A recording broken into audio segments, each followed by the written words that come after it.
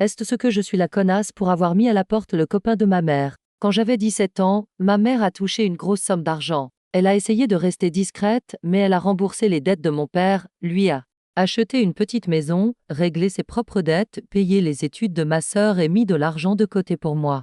À l'époque, elle avait un copain, et peu de temps après, lui et son fils qui avait 7 ans ont emménagé dans notre nouvelle maison. Au fil des années, ma mère a aussi acheté une maison pour ma sœur après qu'elle ait fini ses études.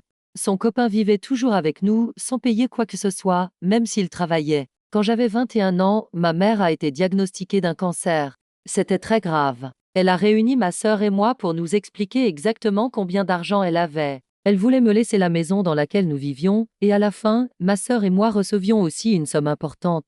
Elle m'a demandé si j'acceptais que son copain puisse rester dans la maison avec son fils, le temps qu'il trouve un autre logement.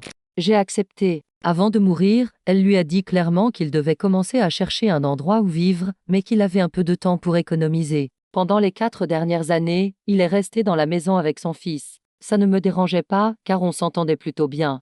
Je paye toutes les factures, mais il achète sa propre nourriture et celle de son fils. Il a eu quelques relations depuis, mais il a toujours évité d'amener ses copines à la maison, ce que je respectais. Jusqu'à sa copine actuelle. Elle est venue 3 fois et au début, même si je me sentais un peu mal à l'aise, ça allait. Mais la dernière fois, ce week-end, j'ai complètement pété les plombs. Je préparais mon déjeuner quand elle est descendue. Elle a pris une assiette et a essayé de se servir directement dans ma poêle. Je lui ai demandé ce qu'elle pensait être en train de faire. Et là, elle me sort que je devrais chercher un autre endroit où vivre, que c'était pathétique. De profiter de l'ancienne relation de ma mère à mon âge. J'ai hurlé pour appeler l'ex de ma mère. Il est descendu et je lui ai dit que je ne savais pas ce que sa copine s'imaginait, mais que je n'allais pas me laisser manquer de respect dans ma propre maison. Il n'a même pas osé me regarder dans les yeux et a marmonné quelque chose.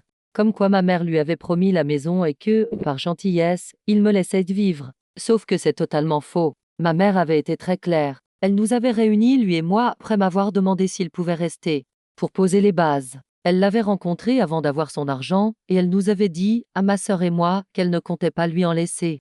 Elle avait juste mis de côté un fonds pour les études de son fils, auquel il n'a pas accès, seul son fils pourra l'utiliser plus tard. Ce mec a vécu 8 ans dans cette maison sans payer un centime. Il devrait avoir largement de quoi se loger, et si ce n'est pas le cas, c'est son problème. Je lui ai dit qu'il avait 30 jours pour partir. Je n'allais pas héberger quelqu'un qui ment et me manque de respect dans ma maison. Il est parti le soir même avec son fils, mais son ex-femme m'a appelé pour me dire que j'étais cruelle et une connasse parce que leur fils perdait sa maison, il venait une semaine sur 2. Je suis convaincue que ma mère ne s'attendait pas à ce qu'il soit encore là aujourd'hui, mais ma sœur m'a dit qu'elle pense que je brise la promesse que j'avais faite à notre mère. Et ça m'a fait douter.